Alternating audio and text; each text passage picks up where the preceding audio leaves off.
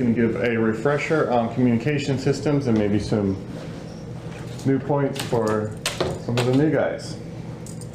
Communication diagnostic issues can be pretty frustrating, can be overwhelming for both the customer and the technician. A lot of times it's because they're not happening in front of you, so you don't always get to witness it happen, which is the hardest thing to solve.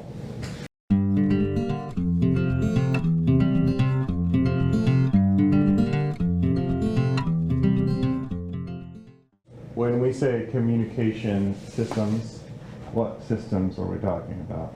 Infinity, Lennox, like mini splits. The new Lennox Elite, mini splits, Infinity system, anything with an inverter board. It typically also has communication. You do have a couple inverters on the Goodman Daikin that can be converted to non-communicating, but yeah, so the fancy ones, they're very efficient, mini splits, things like that. And so what I wanted to talk about was not just those systems in general, but specific the miscommunication issues. So when you have the error code that we're not communicating with any one of your components. So let's say we have an error code, indoor unit not communicating. Your issue is most likely with the communication problem where? Where is your issue most likely? Forward. Wires. Okay, it is most likely in the wires. And what wires? Communication wires. That's exactly right. Yeah, so let's take Infinity as an example because we have the most of those, I would say. We have our little Infinity plug, all right? And so thermostat, indoor board, outdoor board, we have all of this on here. What's our communication? A and B. A and B? A and B. And it's usually on an Infinity, what color will we have? Green and yellow. Green and yellow. So we only have 2 wires communicating. That's the same also on the Lennox Elite. And then on the ductless systems, you just have the 1 wire that's communication. So communication is typically done on the smart systems with only a small amount of wires, 1 or 2 wires. And then the other 2 is just 24 volts. The white and red, just 24 volts. What we're used to working with. Just there to power the thermostat, just there to power a board, just there to power the logic. It's not the communication. So just wanted to draw a distinction between the power that's there to turn things on and keep it on and the communication. They might both be low voltage. Typically communication is DC. Usually it's DC. And usually we don't have any idea what the voltage should be on a communication wire, right? Most of the time you call tech support and they might, if they're really into their system, they might give you a range. But most of the time you don't have any idea on communicating where it should be because it jumps all over the place as it sends various signals constantly talking. All right? So that is an indicator, though, if you have a steady voltage instead of a bouncing voltage, that can be an indication of a problem. Because when it's talking, it's bouncing. Yeah, when it's talking, it's going up and down. Yeah. All right, so let's go right into the most common issue, which is our low voltage wires. Most of the time when we have communication systems, the first thing you're going to check is your wires. Low voltage wires, it can be rub out, it can be loose connections, it can be a poor connection, rusted connection, anything like that, literally anywhere on the low voltage. If it's anywhere in that system, it can interfere with the communication. So you might be getting a communication indoor error code, but it could be something happening anywhere along the line that's creating a wire issue.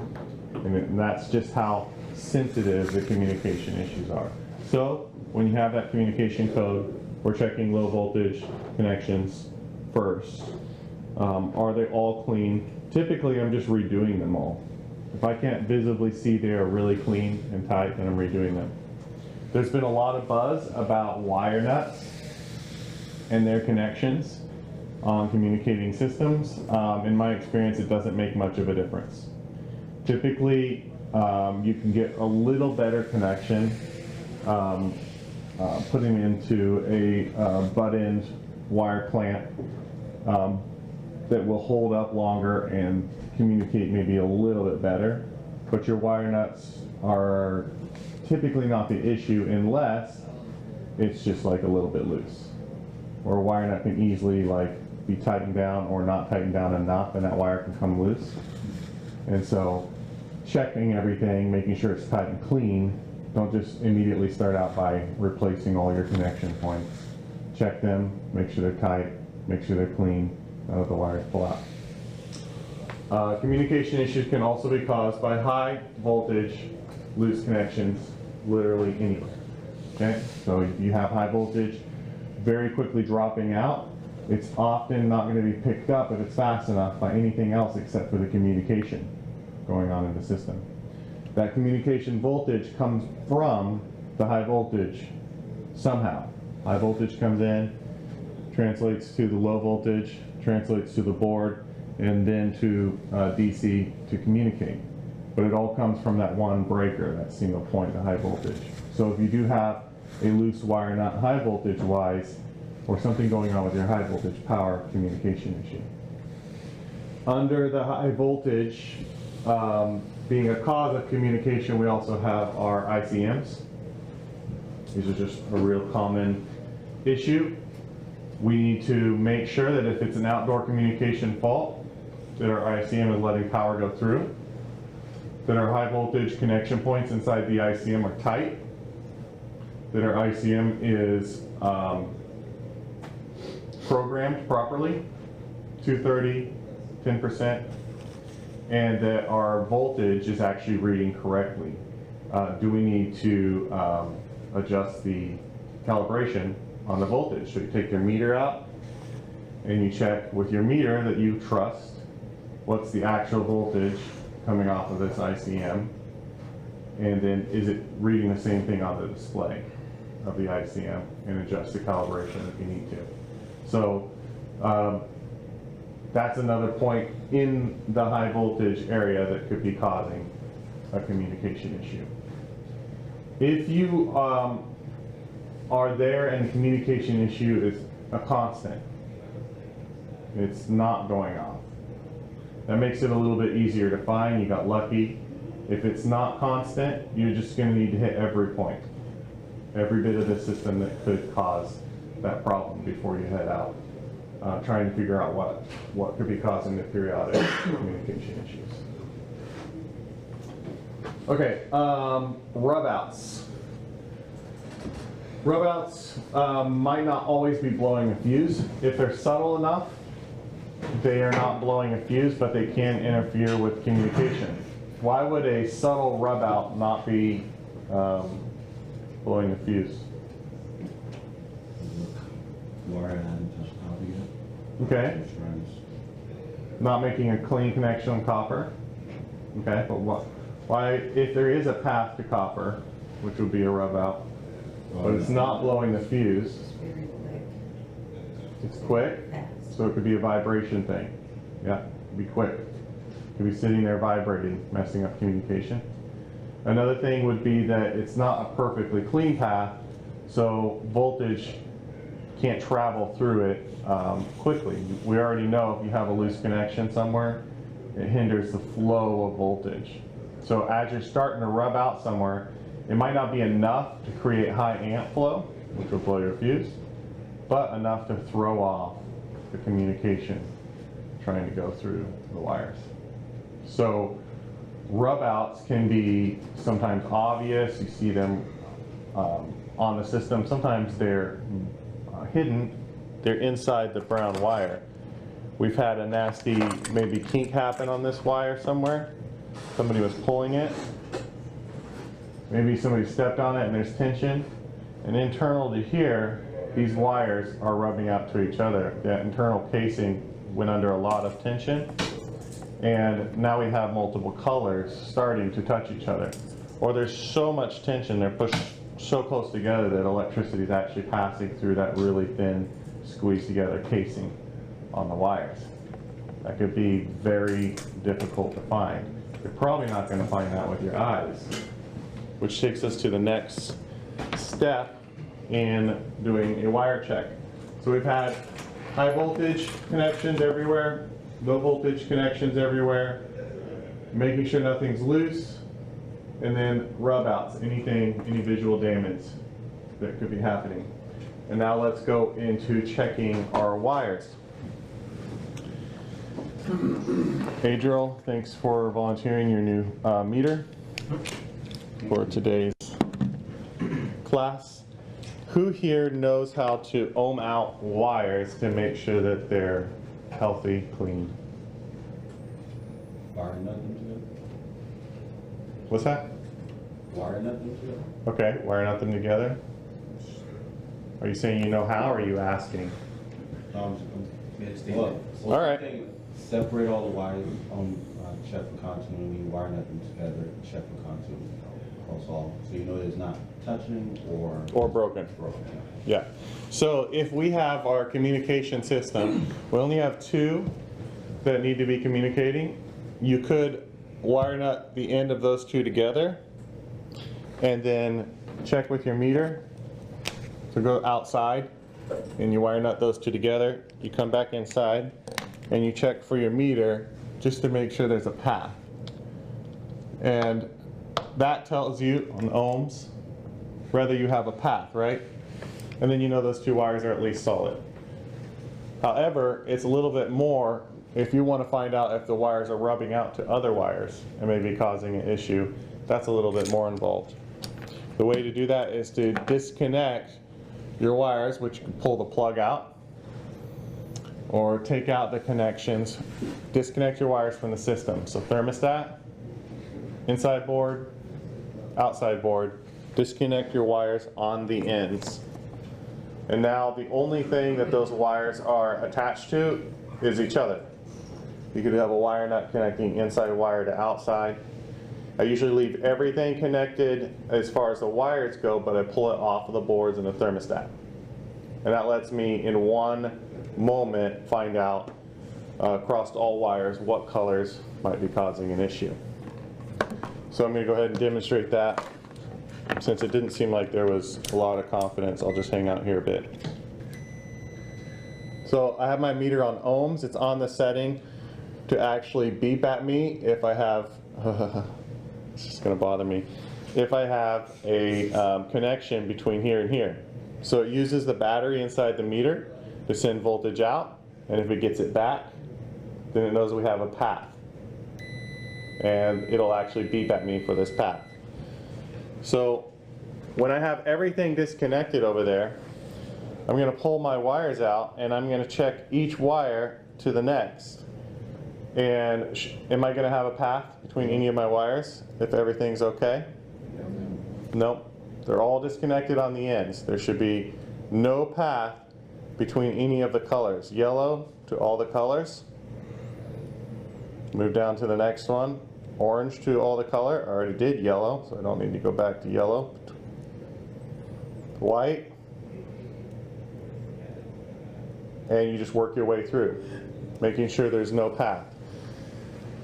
The issue with doing the tests like this, if we're just on the ohm setting, which is that sound is just ohms, is that communication, 24 volts might not blow a fuse if there's a like we talked about, unless there's a really clean path, it might not blow a fuse. But a very subtle path can still cause communication issues, right? So you actually want your meter to either be on scan or on mega ohms. I'm going to turn it to where I see M and then the mega sign, or the ohm sign. M and then the ohm sign. Now instead of ohms, or even kilo ohms, which would be 1,000 on the 1,000 scale, I'm going to be on the million scale. And so if there's any type of path there, I want to know it. So whenever you're doing this with a communicating system, you should start out with mega ohms, even though you'd love to use the beep feature, and I did that just to illustrate in this class.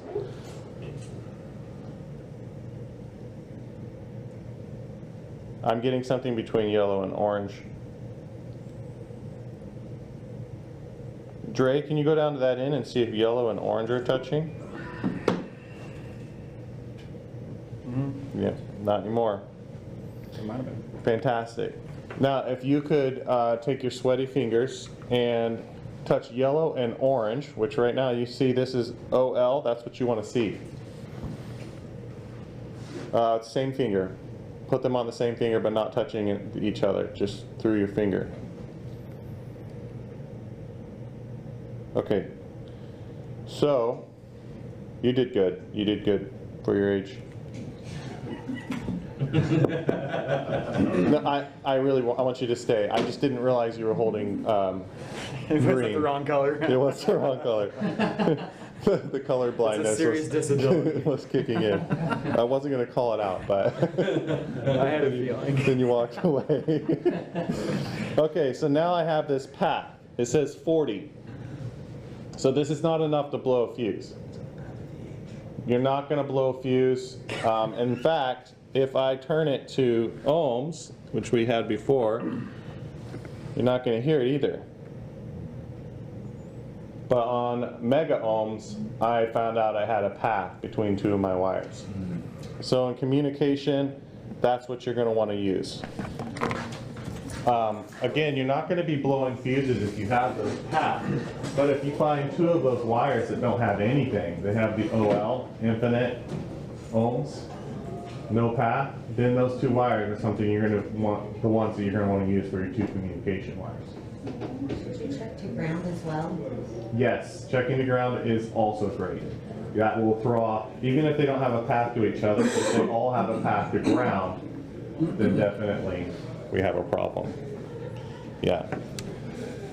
I never tried this before, but I thought it might make a good illustration. If I kind of tear up a wire a bit that was in the chase. Do you mind holding this for me? You gonna make fun of me again? No. No, just hold the brown wire. All right. So what I'm checking for now is a path between any of these, now that I've torn it up pretty nasty. And I'm not getting anything. But go ahead and dip that into the water. Am I on mega ohms? Mega ohms helps.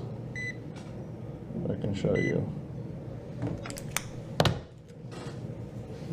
All right. So now we've had rain. So we're communicating fine, but now we've had rain and our issues in the ground. Just found one at least between yellow. So I'm only doing yellow to the other wire so far. And I found an issue where I didn't have one before.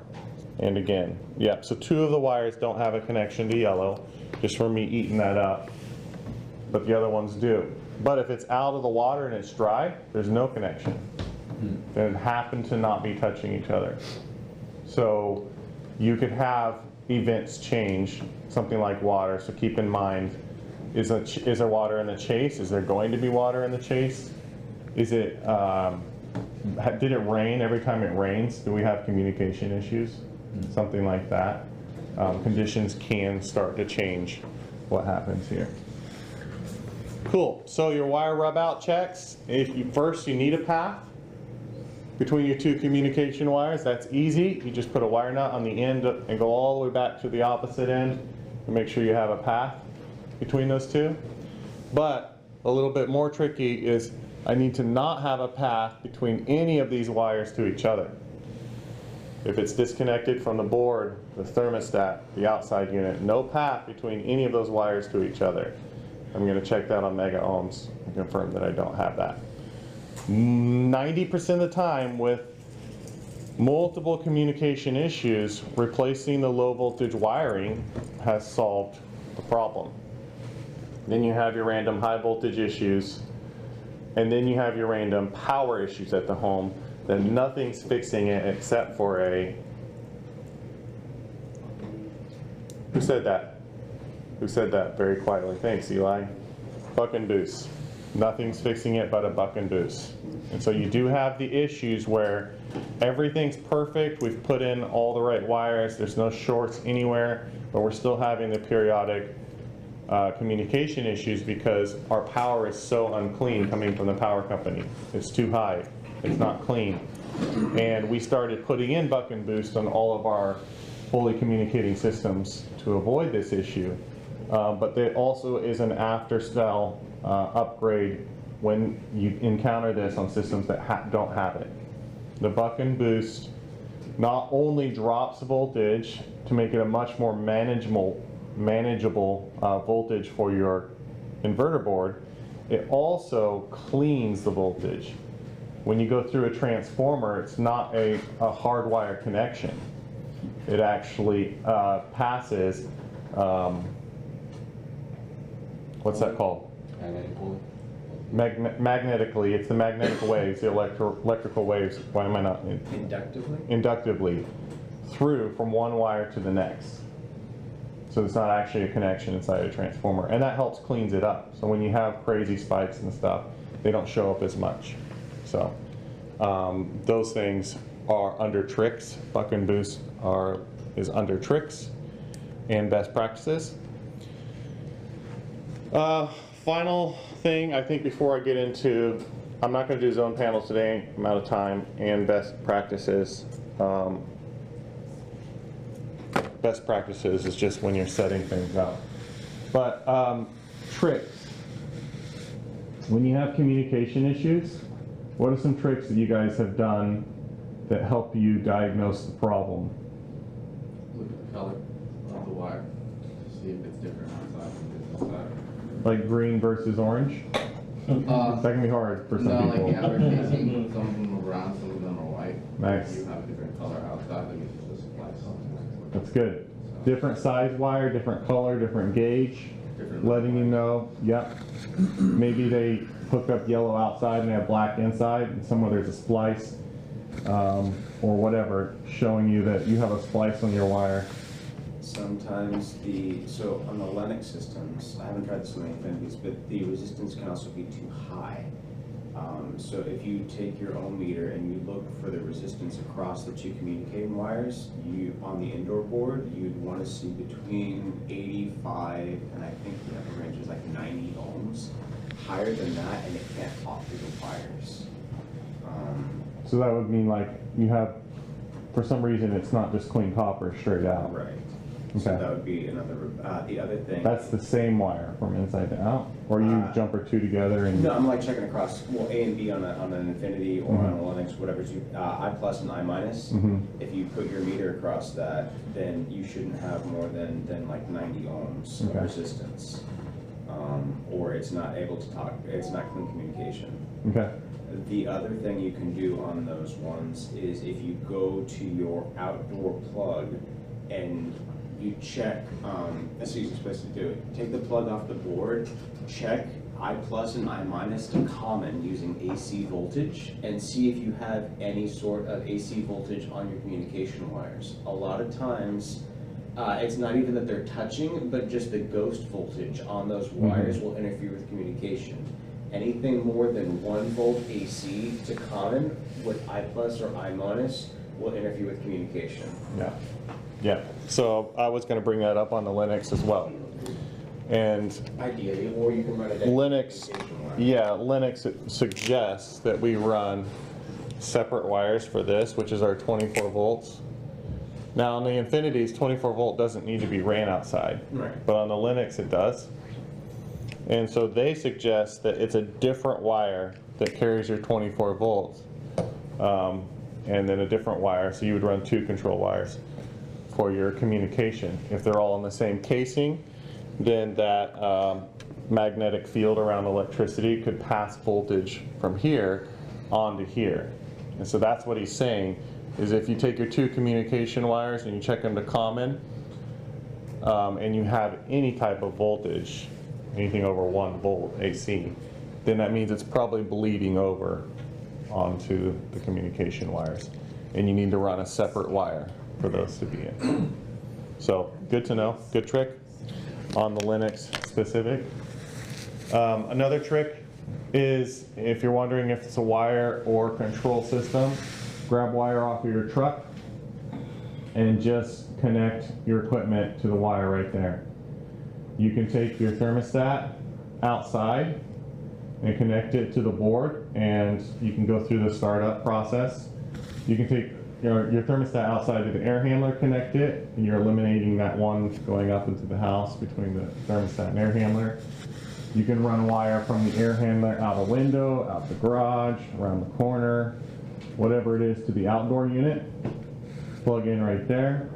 And before we're quoting boards and stuff, if we're unsure and we suspect a wire issue, it's always good to double check and actually make sure that it's working. So knowing that you can take those things off the wall and move them, or run your own wire, but not a permanent solution, but just testing with low voltage wire. Same thing on the mini splits. Mitsubishi loves to blame the Genesis cable as the issue, but if you can run, so this is like obviously you've had it repaired, it's been quoted, run the cable from the outdoor to the indoor, the easy path first, and hook it up and see if it works. And if it's still giving you guff with a brand new cable, then you can start quoting boards and you don't have to go in the attic. Also, pro tip, is it ever the cable? On the Lennox, usually when it is, you see it. I'm sorry, on the Mitsubishi. When it is, you see it. Like you find the short. It's cut, or there's a rub out, or there's corrosion. Yeah. It's almost never the cable. No. Things I've Never went back on those quoted repairs, but on the quote. Don't send you later. The last thing under tricks is that call tech support. Get in line. I'm And only going to want to run these calls when texts are Before 5 o'clock. Yeah, so like really try and run these calls. that it is so frustrating when you are after business hours and you have to keep going back up. But if you get in line with tech support early while you're still working through things, tech support is a great resource. Even if you figure it out by the time that they go and call you back, that's fine, right? It's good for them to know that their system has a lot of problems and you figured it out. Don't feel bad about bothering tech support, getting in line. Also, tech support teaches you quite a bit. So it helps solidify things for you on site. They are usually a little bit better than me or someone else with their equipment. So that's great. Maybe not always as experienced practically, but their specific equipment, they know all the little details. And so we can actually learn a lot from them. Say write it down. If they give you specific voltages.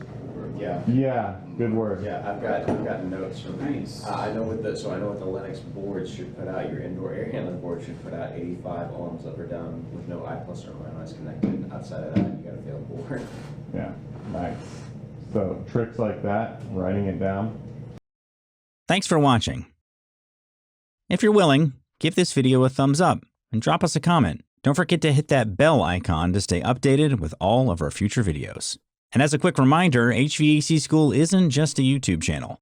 Dive deeper with us at our main website, hvacrschool.com. Curious for more knowledge on the go? We've got you covered. Tune into the HVAC School podcast, available on all your favorite podcast apps. And while you're at it, join our thriving Facebook group. Also, don't miss out on our free mobile applications available for both iPhone and Android. We're all about community. For techs, by techs.